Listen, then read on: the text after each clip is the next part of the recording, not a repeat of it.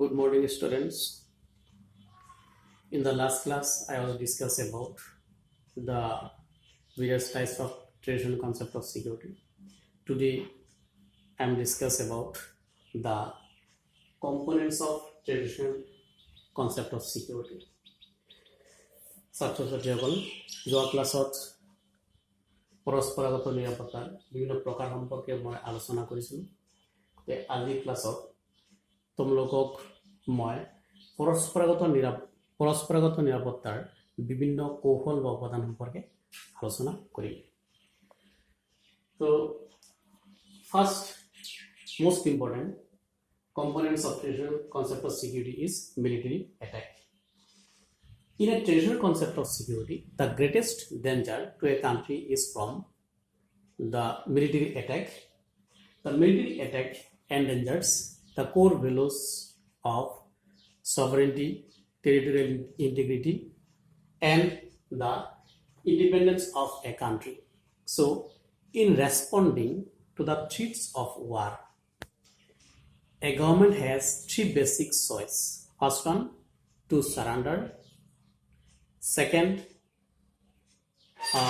to prevent the opposite side from attack.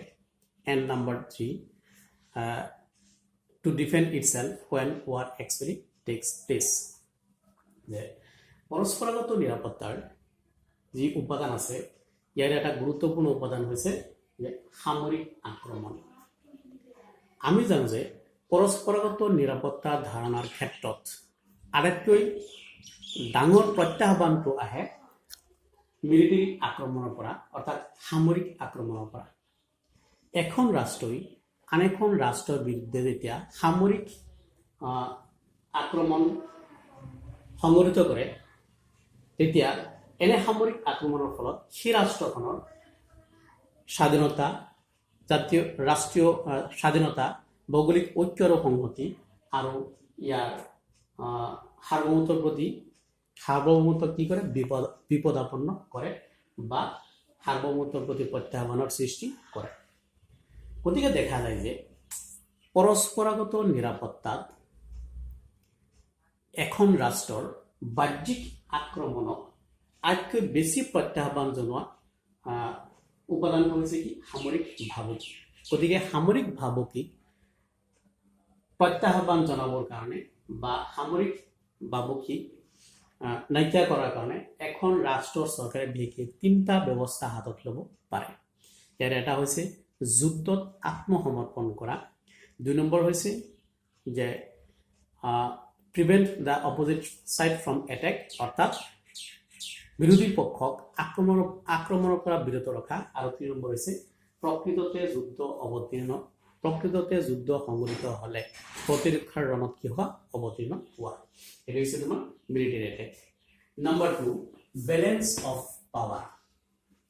The balance of power means a balance between small and big nations or states. We know that all the states are not equally powerful. So the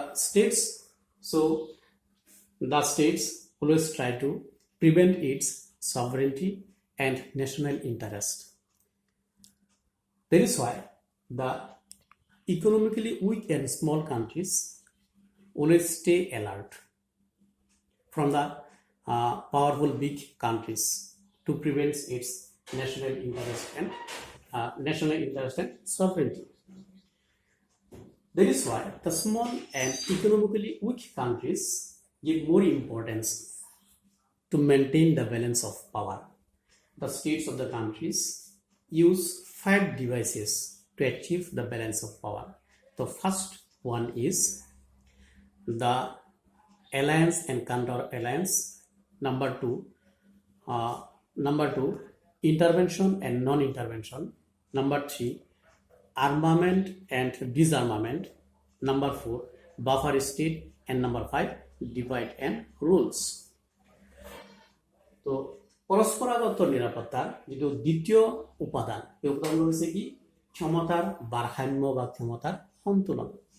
আমি জানো যে ক্ষমতাৰ ভাৰসাম্য বা ক্ষমতাৰ সন্তুলন মানে হৈছে শক্তিশালী আৰু দুৰ্বল ৰাষ্ট্ৰবিলাকৰ মাজত ক্ষমতাৰ এক ভাৰসাম্যতা বা সন্তুলন ৰক্ষা কৰা আমি জানো যে বিশ্বৰ সকলো ৰাষ্ট্ৰই সমানে কি নহয় শক্তিশালী নহয় গতিকে দুৰ্বল আৰু সৰু ৰাষ্ট্ৰবিলাকে তেওঁলোকৰ মাজত ভাৰসাম্য ৰক্ষাৰ কাৰণে ওচৰ চুবুৰীয়া শক্তিশালী আৰু বৃহৎ ৰাষ্ট্ৰসমূহৰ মাজত কি কৰে এক সম্পৰ্ক প্ৰতিষ্ঠা কৰে আৰু ইয়াৰ জৰিয়তে ৰাষ্ট্ৰসমূহৰ মাজত এটা ভাৰসাম্যতা ৰক্ষা কৰাৰ চেষ্টা কৰে গতিকে ৰাষ্ট্ৰবিলাকৰ মাজত ক্ষমতাৰ ভাৰসাম্য বা সন্তুলন ৰক্ষা কৰাৰ কাৰণে বিশেষকৈ 5টা কৌশল অৱলম্বন কৰা দেখিবলৈ পোৱা যায় ইয়াৰ এটা হৈছে যে মিত্ৰজোঁট গঠন আৰু প্ৰতিমিত্ৰজোঁট গঠন 2 নম্বৰ হৈছে হস্তক্ষেপ নীতি আৰু অহস্তক্ষেপ নীতি 3 নম্বৰ হৈছে নিৰস্ত্ৰীকৰণ আৰু সহস্ৰীকৰণ 4 নম্বৰ হৈছে বাফাৰ ৰাষ্ট্ৰ আৰু 5 নম্বৰ হৈছে 5 নম্বৰটো হৈছে শাসন আৰু বিভাজন আৰু শাসন তো third is alliance building. So alliance building is the third component of traditional concept of security. It implies an agreement or an alliance. An alliance is a group of states that coordinate their activities.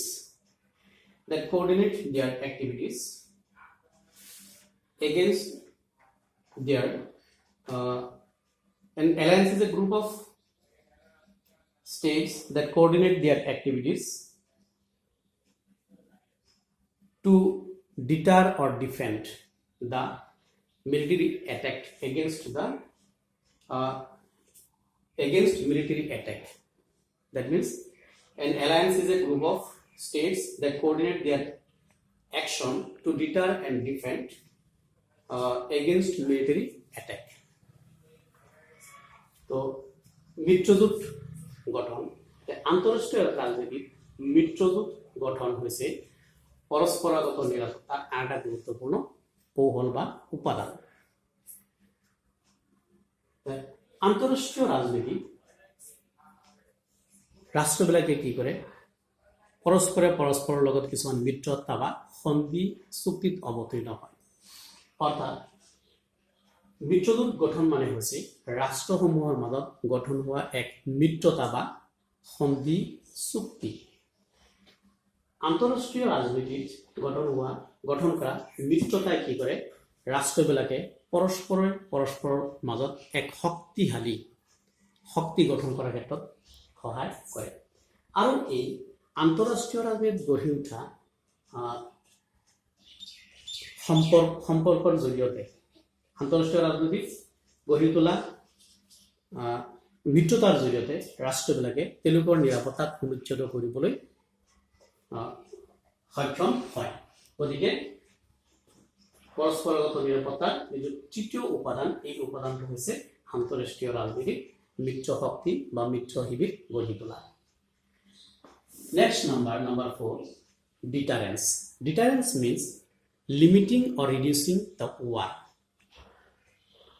We know that during the period of Cold War, the two powerful countries like USA and USSR both try to reduce and limit the war-like situation. That means both the countries remain away to create a full-scale war. So, to reduce or prevent the war or limit the war, the two powerful countries concluded some important treaties like NPT, CTBT, START 1, START 2, and SALT 1, SALT 2, etc. Through this agreement or treaties, both the powerful countries try to limit or reduce the war-like situation which is occurred among them. So, পৰস্পৰগত নিৰাপত্তাৰ যিটো চতুৰ্থ উপাদান সেই উপাদানটো হৈছে ডিটাৰেঞ্চ। ডিটাৰেঞ্চ মানে হৈছে যুদ্ধৰ সম্ভাৱনীয়তা, অৰ্থাৎ যুদ্ধৰ পৰিস্থিতি হ্ৰাস কৰা নাইবা নাইকিয়া কৰা। আমি জানো যে শীতল যুদ্ধৰ সময়ত দুটা মহাশক্তিৰ সৃষ্টি হৈছিল। ইয়াৰে এটা মহাশক্তিৰ নেতৃত্ব বহন কৰিছিল আমেৰিকা যুক্তৰাষ্ট্ৰ আৰু আনটো মহাশক্তিৰ নেতৃত্ব বহন কৰিছিল ছোভিয়েট ৰাছিয়া। গতিকে এই দুইটা ৰাষ্ট্ৰই তেওঁলোকৰ মাজত সৃষ্টি হোৱা যুদ্ধময় পৰিস্থিতি হ্ৰাস কৰাৰ কাৰণে নাইবা সীমিত কৰাৰ কাৰণে তেওঁলোকে কিছুমান গুৰুত্বপূৰ্ণ চুক্তিত অৱতীৰ্ণ হৈছিল। এই চুক্তিবিলাকৰ ভিতৰত এটা হৈছে CTBT, NPT, START 1, START 2, SALT 1, SALT 2 ইত্যাদি। এই চুক্তিবিলাকৰ জৰিয়তে দুইখন শক্তিশালী ৰাষ্ট্ৰই তেওঁলোকৰ মাজত যিটো যুদ্ধৰ পৰিস্থিতি ইয়াক হ্ৰাস কৰিবলৈ বা সীমিত কৰিবলৈ চেষ্টা কৰিছিল। গতিকে এইকেইটা হৈছে পৰস্পৰগত নিৰাপত্তা কিছুমান গুৰুত্বপূৰ্ণ উপাদান। ইয়াৰ উপৰি আন কিছুমান উপাদান আছে, যেনেকৈ আৰ্মছ কণ্ট্ৰল, অস্ত্ৰ নিয়ন্ত্ৰণ, নিৰস্ত্ৰীকৰণ ইত্যাদি। So I hope all of you are understand these points, and in the next video I will discuss about the non-traditional concept of security. এইখিনি হৈছে পৰস্পৰগত নিৰাপত্তাৰ কিছুমান গুৰুত্বপূৰ্ণ উপাদান। গতিকে অহা ভিডিঅ'টোত মই তোমালোকক অপৰস্পৰাগত বা অপৰম্পৰাগত নিৰাপত্তা বুলি কি বুজায় সেই সম্পৰ্কে আলোচনা কৰিম। Thank U.